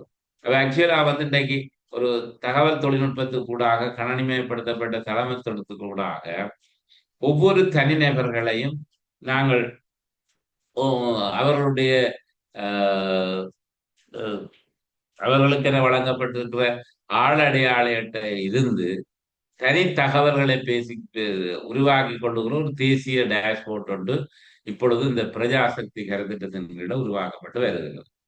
அப்ப இதன்படி கட்டாயம் எங்களிடமிருந்து வரி செலுத்த வேண்டியவர்கள் யார் என்பதையும் வரி செலுத்துவதற்கான நடைமுறையில் இருந்து தப்பித்து அல்லது வரி ஏய்ப்பில் ஈடுபட்டிருப்பவர்கள் யார் என்பதையும் அல்லது அல்லது காலத்துக்கு காலம் வரி செலுத்தப்பட வேண்டியவர்களிடமிருந்து ஒரு முறையான வரித்தளத்தை உருவாக்கி இலங்கையினுடைய வருமான அரச வருமானத்திலே வரி வருமானங்களில் இருந்து பெறுகின்ற அளவை உறுதிப்படுத்துவதற்காக செய்யப்படுகின்ற ஒரு முக்கியமான வேலையாக நாங்கள் இந்த டிஜிட்டலைசேஷனை பார்க்க போறோம். அதில் மிக புதிய விடயங்கள் பற்றி சிந்தித்துக் கொண்டிருக்கிறார்கள். முதலாவது வந்து ஒரு கைரேகையுடன் கூடிய ஒரு தொழில்முறை சார்ந்த மிகவும் மேம்பட்ட முறைகளை உள்ளடக்கிய தேசிய அடையாள அட்டையை வழங்குவதனூடாகவும் அவர்களுக்கென ஒரு சரியான டின் குறியீட்டை வழங்கி டின் குறியீட்டுக்குள்ளாக ஒரு பர்சனல் கியூஆர் ஒன்றை ஒவ்வொரு மனிதர்களையும் தனித்துவமாக அடையாளப்படுத்தக்கூடிய ஒரு இலத்திரனியல் குறியீடு கியூஆர் இலத்திரனியல் குறியீடு ஒன்றுக்கு சொந்தக்காரர்களாக மாற்றுவதையும் அதற்கூடாக அந்த கியூஆரை வைத்துக்கொண்டு ஒரு கேஷ்லெஸ் சொசைட்டி, அதாவது வந்து பணத்தை அதிகம் பயன்படுத்தாத, அதாவது இந்த அச்சிடப்பட்ட பணத்தாள்களினுடைய பாவனையை குறைத்து தொழில்நுட்ப ரீதியாக இருக்கக்கூடிய முன்னேற்றமான நாடுகளில் கடைபிடிக்கப்படுவது போன்ற ஒரு பணமற்ற, அதாவது கரன்சியற்ற, காசு கொடுக்கல் வாங்கலில் அல்லாத கியூஆர் கொடுப்பனவுகளை செய்கிற பொழுது எங்களிடமிருந்து பல நற்பழக்கங்களை உருவாக்கி கொள்ளலாம். அதாவது வந்து எந்த பொருளுக்கு பொருளிடப்பட்ட விலையில் எவ்வளவு ரூபாசுரம் ஒப்படைக்கப்பட்டிருக்கிறதோ அதே அளவு தொகையை மாத்திரம் அவர் செலுத்த வேண்டும் என்று செலுத்திக் கொள்ள முடிவதற்கான முதலாவது அடித்தளம் எங்களுக்கு என திறப்படுற தனி கியூஆர்ல இருந்து ஆரம்பிக்கப்பட போகுது. மற்றது நாங்கள் செய்து கொண்டு எந்த ஒரு மேலதிக ரூபாவையோ சதத்தையோ நாங்கள் புரிதொருவருக்காக கொடுக்க வேண்டிய ஒரு தேவைப்பாடு இனிமேல் இருக்க போவதில்லை என்பதை நோக்கி இந்த டிஜிட்டலைசேஷன் பயணிக்க தொடங்கி இருக்கிறது. இப்ப இப்பொழுது இந்த 3 பிரதானமான கொள்கைகளை நாங்க பார்க்கிற பொழுது நாங்கள் இன்றைய கலந்துரையாடுகிற இந்த பெர்ஃபார்மன்ஸ் மானிட்டரிங்ல வந்து உண்மையான ஆற்றுகை என்பது இந்த விடயங்களை நாங்கள் சாதிப்பதற்காக எங்களுடைய கருத்துத்தங்கள் நடந்து செல்லுகிறதா என்பதை தான் உங்களுக்கு தரப்படுற வினாவினை நீங்கள் பார்க்க வேண்டும். குறிப்பாக இது பற்றி இந்த பெர்ஃபார்மன்ஸ் மானிட்டரிங் என்பதை பற்றி யோசிக்கிற பொழுது உண்மையான செயல்திறன் வாய்ந்த அடைவு மட்டத்தை உறுதி செய்வதிலே செயல்திறன் மதிப்பீடு தங்கி இருக்கிறது. நாங்கள் அடுத்து சொல்லப்பட்ட விடயம் என்னென்றால் அடுத்து நாங்கள் சொல்லியிருக்கிற முக்கியமான விடயம் என்னென்ற கண்காணிப்புல வந்து ஆற்றுகை கண்காணிப்புக்கு அடுத்து நாங்கள் பேச இருக்கிற முறை செய்முறை கண்காணிப்பு, அதாவது ப்ரோசஸிங் மானிட்டரிங். ப்ரோசஸ் மானிட்டரிங் என்பது ஒவ்வொரு கருமங்களையும் நிறைவேற்றிக் கொள்வதற்கென ஒழுங்குபடுத்தப்பட்டிருக்கிற பொறிமுறைகள் சரியாக இயங்கிக் கொண்டிருக்கின்றனவா என்பதனை உறுதி செய்வது பொறிமுறை கண்காணிப்பு எனப்படும். அப்ப ஒரு வேலை திட்டத்தை செய்வதற்கென நாங்கள் ஒரு பொறிமுறையை உருவாக்கி இருக்கிறோம் என்றால் அந்த பொறிமுறை சரியாகவும் திறம்படவும் இயங்கிக் கொண்டிருக்கிறதா என்பதை கண்காணிப்பதுதான் இந்த ப்ரோசஸ் செய்முறை கண்காணிப்பு என்று நாங்கள் சொல்லுகிறோம். ஆக்சுவலா வந்து இப்ப நாங்க பாக்குறோம் என்னன்னு சொன்னா ஒரு அதாவது வந்து மாடல்ஸ் இம்ப்ளிமெண்டேஷன் மாடல்ல வந்து ஒன்று வந்து ஏற்கனவே இருக்கிற அரச இயந்திரத்தை பாவித்து இந்த அரச இயந்திரத்துக்கு ஊடாக இருக்கக்கூடிய ஏஜென்சியை பாவித்து இம்ப்ளிமெண்ட் பண்ற ஒரு முறை. இப்ப எங்களுடைய அரசாங்கத்தினுடைய பன்முகப்படுத்தப்பட்ட நிதி ஒதுக்கீடாயினும் சரி, அல்லது சமூக சக்திக்கு ஒதுக்கப்படுற தேசிய நிதியாக இருந்தாலும் சரி, அல்லது நிழலமைச்சுக்கள் ஊடாக எடுக்கப்படுகின்ற நிதியையும் நாங்கள் இந்த அரச பொருள்முறைக்கு ஊடாக ஒழுங்குபடுத்தப்பட்ட புரோசத்திலே நாங்கள் இதை கொண்டு செல்வது. ஆனால் இந்த இந்த இந்த இடத்துல எங்க ப்ரோசஸ் எங்க சரி வரும் என்று சொன்னால், இந்த இடத்திலே தீர்மானங்கள், அதாவது நான் ஏற்கனவே சொன்னேன்னா, ஒரு கருத்திட்டத்தை இனங்காணுவதிலே டாப் டு பாட்டம் அப்ரோச்சில் இருந்து புதிய அரசாங்கத்தின் நடைமுறைகளில் பாட்டம் டு டாப் அப்ரோச் வந்திருக்கிறது. அப்ப இதன்படி அந்த இந்த பிரஜாசக்தி இந்த பாட்டம் டு டாப் அப்ரோச்சில் முதலாவதாக கிராமிய மட்டத்திலிருந்து எடுக்கப்படுற தீர்மானங்களை இனிமேல் தேசிய மட்ட தீர்மானங்களாக அங்கீகரிப்பது என்ற பொறிமுறையின் கீழ் இப்பொழுது ரெண்டு முக்கியமான பணிகள் அறிமுகப்படுத்தப்பட்டிருக்கின்றன. ஒன்று இந்த ஐவிடிபி என்று சொல்லப்படுகின்ற ஒருங்கிணைக்கப்பட்ட கிராம அபிவிருத்தி திட்டத்தை தயார் செய்வது. இந்த ஐவிடிபி ப்ரோசஸ்ல பார்க்கிறோம், ஒருங்கிணைக்கப்பட்ட கிராம அபிவிருத்தி திட்டத்தின் கீழ் நாங்கள் அந்த பிரதேசத்தினுடைய அனைத்து வளங்களையும் வாய்ப்புகளையும் பிரச்சனைகளையும் இலகு பாதிப்பு குடும்பங்களையும் உண்மையாக வசதி செய்யப்பட வேண்டியவர்களையும் முதலீடுகளையும் முதலீட்டுக்கான வாய்ப்புகள் அனைவற்றையுமே இந்த ஒருங்கிணைக்கப்பட்ட கிராம அபிவிருத்தி திட்டத்துக்கூடாக நாங்கள் தயார் செய்வதற்காக இந்த சமூக அபிவிருத்தி சபைகளுக்கு பொறுப்பளிக்கப்பட்டிருக்கிறது. அப்ப இந்த இந்த இந்த இடத்துல இந்த ப்ரோசஸை நாங்கள் வடிவா செய்யாமல் இதுல ஏற்படுற ஒரு தவறு அல்ல, இது பற்றி ஐவிடிபி பற்றி சமூக அபிவிருத்தி சபையில் போதிய விழிப்புணர்வு ஒன்று ஏற்படாத இடத்து இந்த ப்ரோசஸ் ஆரம்பத்திலே பிழைத்துவிடும். ஆகவே தரவரான தகவல்களை நாங்கள் தேசிய மட்டத்துக்கு அனுப்பி காலதாமதத்தை பெற்று வருகிறோம். உதாரணத்துக்கு சொன்னால், இப்பொழுது சமூக அபிவிருத்தி சபைகளுக்கென இலங்கையிலே ஒதுக்கப்பட்டிருக்கிற தேசிய நிதி ஒவ்வொரு கிராம அலுவலர் பிரிவுகளுக்கும் என நிதி ஒதுக்கப்பட்டிருக்கிறது. அந்த நிதிக்கென அனுப்பப்பட்ட பல வேலை திட்டங்களிலே பல இடங்களிலே காணப்பட்டிருக்கின்ற குறைபாடு என்னவாக இருந்திருக்கிறதுன்னு சொன்னா, வறுமைக்கு சம்பந்தம் இல்லாமல் கட்டுமானங்களையும் கட்டிடங்களையும் அபிவிருத்தி செய்யப்பட்டதற்கான முன்மொழிவுகளை நாங்கள் அனுப்பி வைத்திருக்கிறோம்.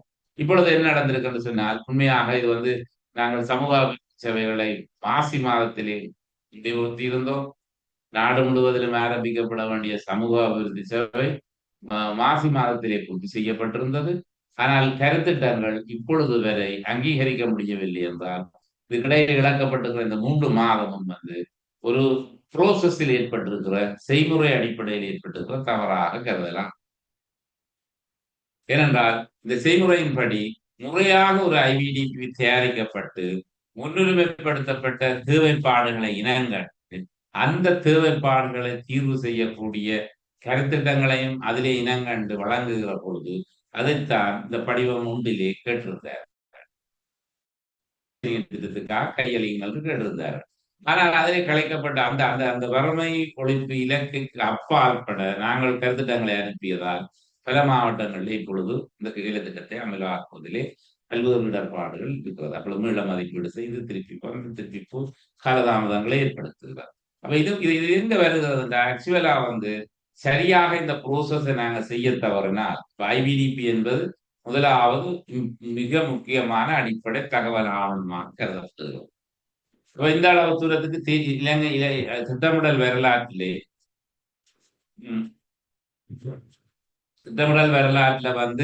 கிராம அபிவிருத்தி திட்டங்களின் அறிமுகம் கிட்டத்தட்ட இப்ப 50 ஆண்டுகளை முடிவடைந்து விட்டார். இந்த 50 ஆண்டுகளாக இருக்கிற இந்த அனுபவத்திலே ஒரு ஒருங்கிணைக்கப்பட்ட வேலை திட்டத்துக்காக ஒரு கிராம அபிவிருத்தி திட்டத்தை தயார் செய்ய வேண்டும் என்பது காலத்துக்கு காலம் முன்னர் கடைபிடிக்கப்பட்டு வந்திருக்கிறது. ஆனால் அந்த விடிபிகளை நாங்கள் பார்த்தோம்னா ஏதோ ஒரு கருத்திட்டத்தை அறிமுகம் செய்வதற்காக அவர்கள் செய்திருக்கிறார்கள். ஆனால் வேறு எந்த பிரிவினரும் அதை எடுத்து பார்க்கிறது கிடையாது. ஆனா இப்பொழுது இந்த ப்ரோசஸ்ல மாற்றம் வந்திருக்கிறது. இந்த ப்ரோசஸ்ல மாற்றம் அரசு அங்கீகாரம் கிராம அமைப்பு கூடாக தயார் செய்யப்பட்டு பிரதேச ஒருங்கிணைப்பு குழுவில் சமர்ப்பிக்கப்பட்டு மாவட்ட ஒருங்கிணைப்பு குழுவில் சமர்ப்பிக்கப்பட்டு இந்த ஐவிடிபி என்ற மூல ஆவணம் ஒருங்கிணைக்கப்பட்ட கிராம அபிவிருத்தி ஆவணம் அனுமதிக்கப்பட்டிருக்கு. அப்ப இது மிக முக்கியமான முன்னேற்றம். இந்த ப்ரோசஸ்ல வந்திருக்கிற ஒரு மிக முன்னேற்றம். அரச அங்கீகாரத்திலிருந்து கூடிய நூல் ஒன்று, அதாவது தெளிவான தேவைப்பாடுகளையும் வேலை திட்டங்களையும் உள்ளடக்கி அறிக்கை ஆவணம் ஒன்று இப்பொழுது அனைத்து கிராம அலுவலர் பிரிவுகளும் தயார் செய்யப்பட்டிருக்கிறது. ஆனால் இந்த ப்ரோசஸை விளங்கி கொண்டவர்கள் எத்தனை வீதம் விளங்கி கொண்டிருக்கிறார்கள் என்பதுதான் இதுல இருக்கிற மிகப்பெரிய சவால். அதுதான் இப்பொழுது கண்காணிப்பு உத்தியோகர்களுக்கான மிக பொறுப்பளிக்கப்பட்ட ஒரு பொறுப்பாக இருக்கிறது. ஆகவே இந்த இந்த இந்த இந்த அடிப்படையில நாங்க பார்த்தோம்னு சொன்னா பிள்ளைகள், இந்த இந்த கண்காணிப்பு என்பது ஒரு அஹ், ஒரு மிக முக்கியமாக இந்த செயல்முறை கண்காணிப்பும் ப்ரோசஸ், அதாவது வந்து என்ன சொல்றது, ப்ரோசஸ்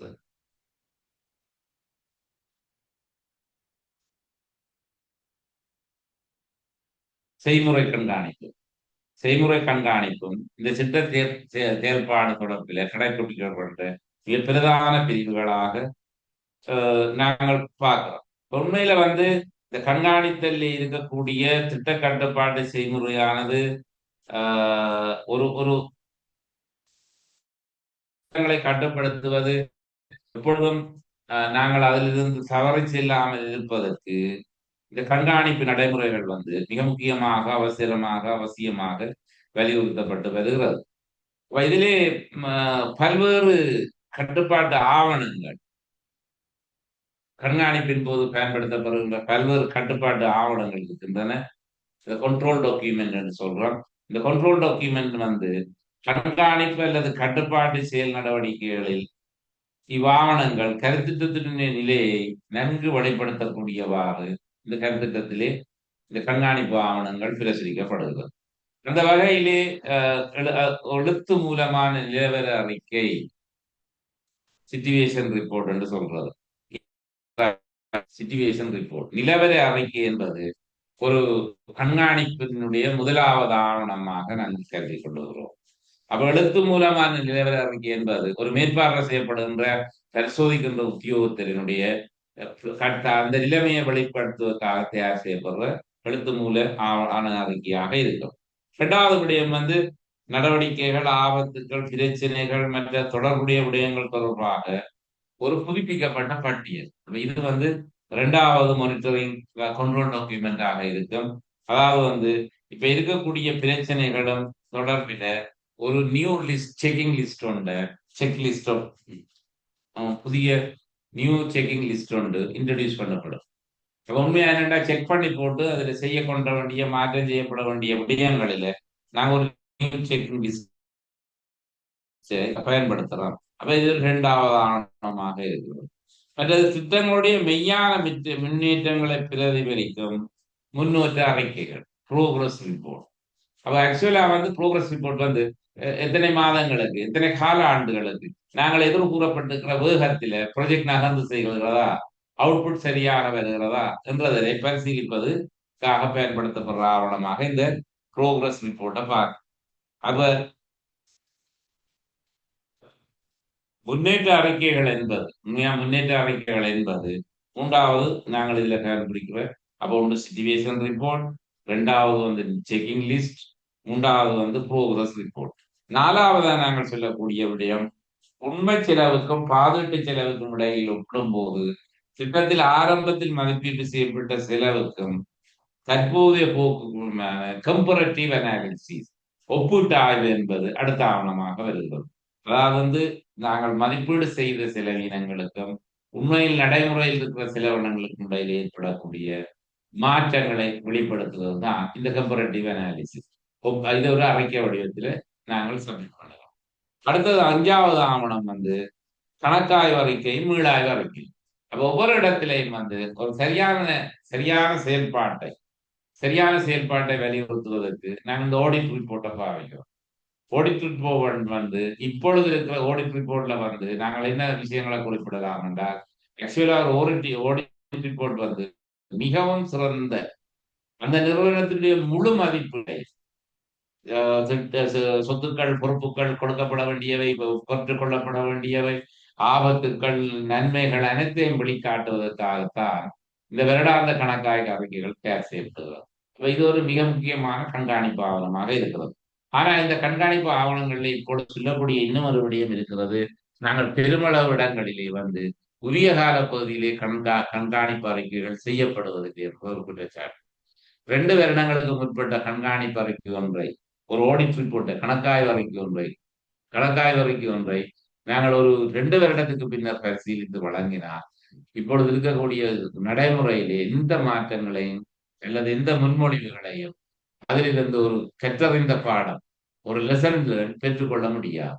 ஆக ஆண்டிறுதி கணக்கறிக்கைகளிலே கணக்காய்வு செய்யப்படுவது என்பது உண்மையாக அந்த நிதி வருடம் பூர்த்தி செய்தவுடன் அடுத்து வருகின்ற முதல் 2 மாதங்களுக்குள்ள இந்த கணக்காய்வு அறிக்கை நாங்கள் தயார் செய்ய வேண்டும். இதுதான் நிபந்தனை.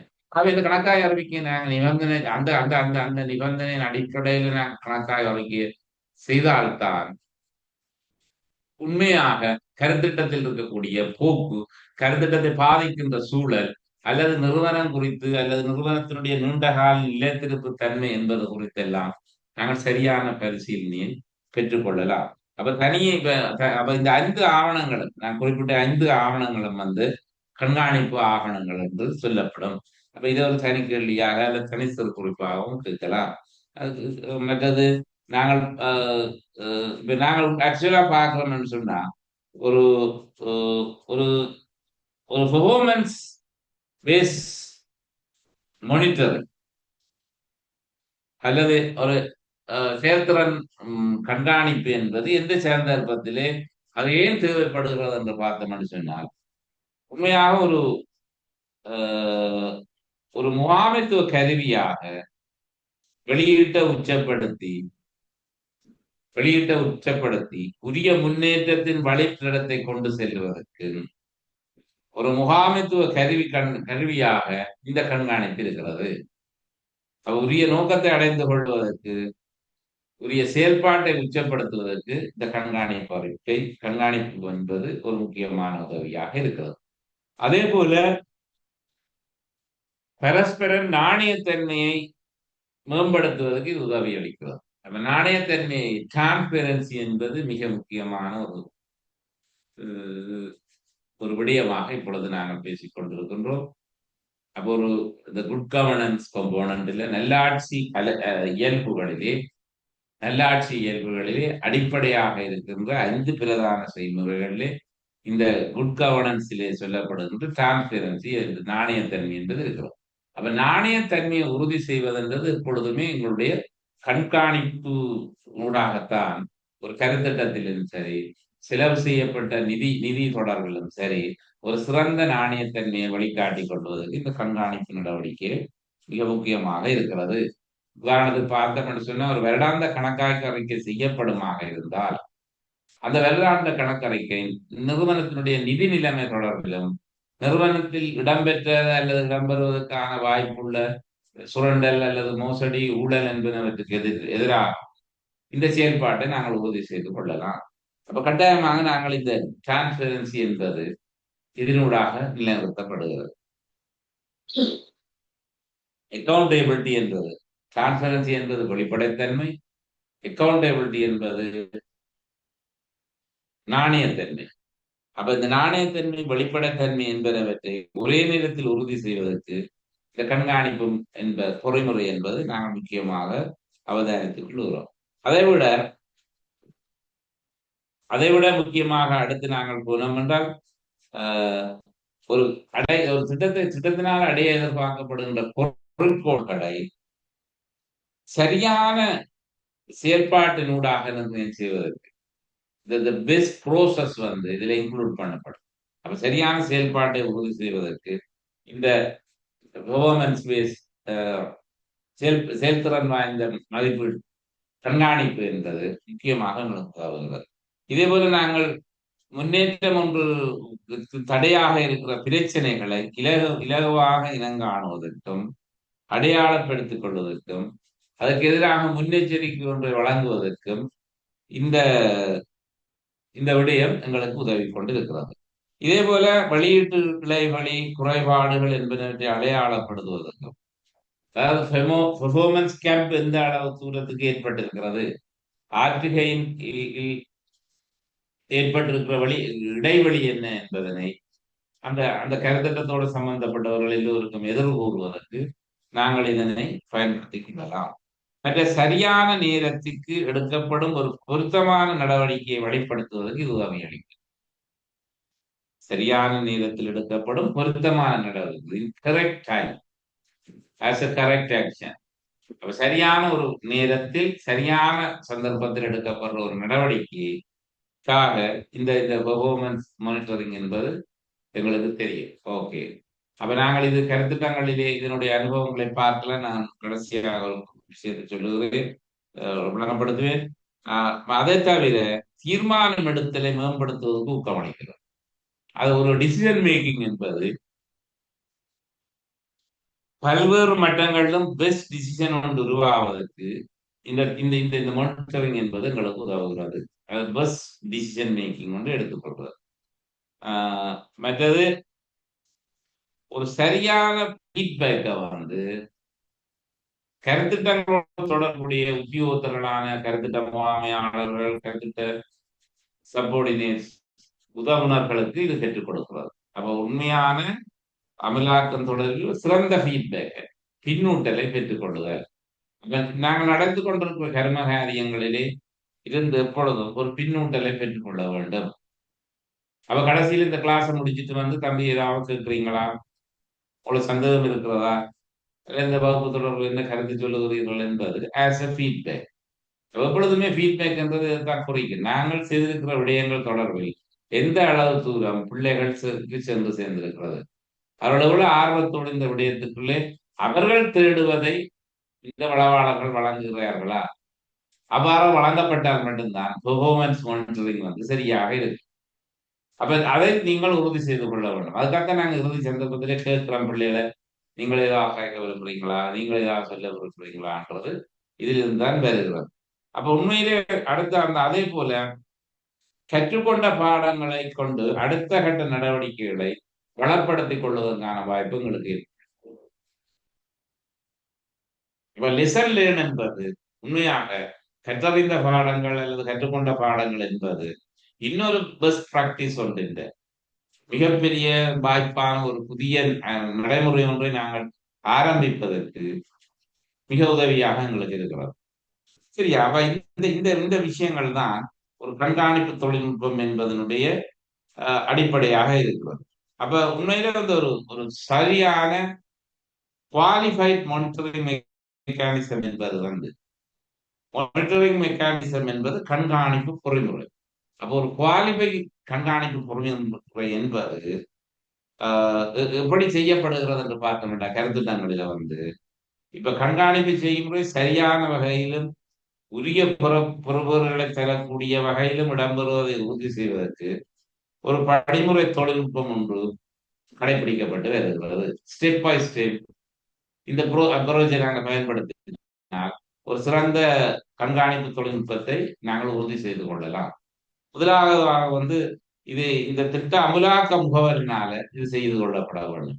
அப்ப கண்காணிப்பு என்பது யாரால் செய்யப்படுகிறது என்றால் திட்ட அமுலாக்க முகவரினால் ஒரு இம்ப்ளிமெண்டிங் ஏஜென்சி தான் முதலிலேயே அந்த கண்காணிப்பை செய்து கொள்ள வேண்டும். அவர் ஒரு ஒப்பந்தக்காரர் நடைமுறைகள் ஒப்பந்தம் செய்திருப்பாராக இருந்தால் அந்த ஒப்பந்தக்காரருடைய நடைமுறை இணங்கவே ஒப்பந்தக்காரர் தான் முதலாவதாக இந்த கண்காணிப்பை செய்ய வேண்டும். சரியான நேரத்தில் இது செய்யப்பட வேண்டும். ஒன் டைம், ஓ கரெக்ட் டைம். அப்ப சரியான நேரம், ப்ராப்பர் டைம், சரியான சாத்தியமான தேவைப்படுகிற ஒரு நேரத்தில் இந்த கண்காணிப்பு செய்யப்பட வேண்டும். அதே போல இலகுவாக பயனாளிக்கு பொருந்தும் வகையில இந்த கண்காணிப்பை மேற்கொள்ள வேண்டும். பயனாளிகளினுடைய பொருத்தும் தன்மை, அவர்களை நாங்கள் இந்த கருத்திட்டத்தோடு இணைத்து செயல்படுத்தி பயணிக்கின்ற முறையை அடிப்படையாக கொண்டுதான் இந்த கண்காணிப்பு செய்யப்பட வேண்டும். மற்றொரு குறித்த கால ஒழுங்குல மீண்டும் மீண்டும் ஒழுங்குபடுத்தப்பட வேண்டும். இந்த கண்காணிப்பு குறிக்கப்பட்ட கால அளவில் திரும்ப திரும்ப ஒழுங்குபடுத்தப்பட வேண்டும். முதல் நாள் பாடசாலைக்கு வருகிற பிள்ளைக்கு காலையில் கொடுக்கப்பட்ட வேலையை வீட்டில் சென்று வந்து ஹோம்ஒர்க்காக செய்து வர வேண்டும் நாங்கள் படித்திருந்தால் அடுத்த நாள் காலையில வந்து அதை கேட்டால் மட்டும்தான் அந்த பிள்ளைக்கு தெரியும் இது ஒரு தொடர்ச்சியான படிமுறையான ஒரு செயல்பாடு. நாங்கள் முதல் நாள் கொடுத்துட்டு அடுத்த நாள் ஒன்றுமே கைக்காவிட்டோம்டா அடுத்த நாள் அந்த பிள்ளை செய்து கொண்டு வராது. அது அந்த ப்ரோசஸ்ல வந்து ஒரு பிள்ளை. மற்றது எப்பொழுதுமே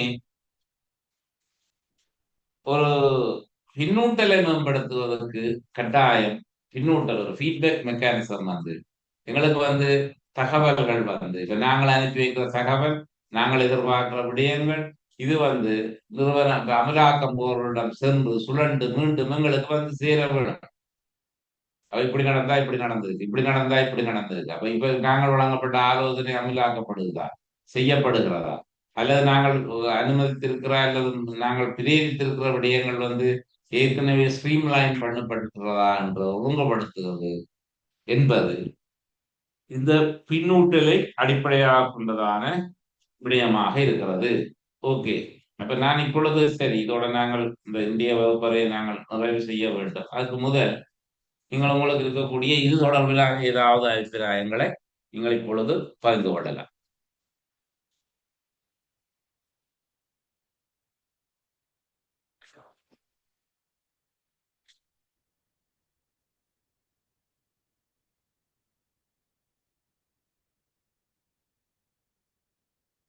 ஏதாவது அபிப்பிராயங்கள் கருத்துக்கள் இருக்கிறதா? அல்லது நாங்கள் அடுத்தடுத்த விடயங்கள்ல ஆஹ், எந்த பிராக்டிக்கல் விடயங்களை நோக்கி நான் நினைக்கிறேன். 5வது வகுப்பு இனி வருகின்ற வகுப்பு நான் நாளை என்ன ஒழுங்கு இருக்குன்னு எனக்கு தெரியல. கிருஷ்ணாவோட காய்ச்சிட்டு நாங்கள் நாளைக்கு போடுவோம் யார் வகுப்புன்னு. என்னுடைய 5வது வகுப்பறையோடு நான் நாளைக்கு அடிப்படை போடலாமா? நாளைக்கு ஓகே ஆபன். ஓ ஓகே. திங்கட்கிழமை நீங்கள் ஓகேன்னா சரி. திங்கள புதன்கிழமை போடுவோம் கிழமை போல. வாங்கலாம், ரைட். ஓகே, புதன்கிழமை என்னுடைய 5வது வகுப்பறை நடைபெறும். அந்த வகுப்பறையில வந்து இந்த அடிப்படை தத்துவங்களுடைய விஷயங்களை நாங்கள் நிறைவுறுத்தி கொண்டு இனி வந்து புதிய அரசாங்கத்தினுடைய கரண்ட் இஷ்யூஸ் நடைமுறையிலே இப்பொழுது புதிதாக அறிமுகமாக இருக்கிற விடயங்களிலே நாங்கள் சில வகுப்புகளை செய்ய வேண்டும். குறிப்பாக இந்த தேசிய நடைமுறைகளுக்கு அமைய இலங்கையினுடைய தேசிய கருத்து கொள்கைகள் எவ்வாறு பேசப்படுகின்றன, எவ்வாறு கையாளப்பட வேண்டும் என்ற விடயங்களை கற்றுக்கொள்வதற்காக நாங்கள் சொல்ல வேண்டும். மற்றது வறுமை, பல்வேறுமான வறுமை, இந்த பல்வேறுமான வறுமையினுடைய இலங்கையின் அனுபவங்கள், அதனிலே இப்போ நாங்கள் எங்க பயணிக்கிறோம் என்ற விடயங்கள் தொடர்பில் நான் அங்கால வகுப்புகளுக்கு செல்வேன். அவை நாளைக்கு வந்து இப்ப இன்றைக்கு வந்து கூடுதலா வந்து கண்காணிப்பு மட்டுமே சொல்லியிருக்கிறேன். அவை இன்னும் ஒன்று ஒரு பாடு இருக்கிறது, இந்த மீளாய்வு என்றால் என்னன்னு சொல்லி. அப்ப mid evaluation, pre evaluation, post evaluation எல்லாம் பல்வேறு வகைகளில் கூறப்படுகின்ற இந்த இவாலுவேஷன்களை பற்றியும் நாங்கள் அடுத்த புதன்கிழமை வகுப்பிலே நான் சந்தித்து உங்களுக்கு தெரிவிக்கின்றேன். இத்தோடு இந்த வகுப்பை நிறைத்துக் கொள்கிறேன். இதுவரை நேரமும் இதில் கலந்து கொண்டவர்கள், குறிப்பாக இது தொடர்ச்சியாக இவ்வாறான ஒரு வகுப்பறை ஒன்றை ஒழுங்குமுறையாக நடத்தி இந்த தமிழ் மொழி மூல பரிச்சார்த்திகளினுடைய அடைவு மட்டத்தை உயர்த்த வேண்டும் என்று பாடுபட்டு கொண்டிருக்கிற வடமாகாண திட்டமிழல் சேவை சங்கத்தினுடைய செயலாளர் கிறிஸ்துதாசன் நண்பர் பிரதி பணிப்பாளர் அவர்களுக்கு நன்றியை தெரிவித்துக் கொண்டு நிறைவு செய்கிறேன். நன்றி. நன்றி சார்.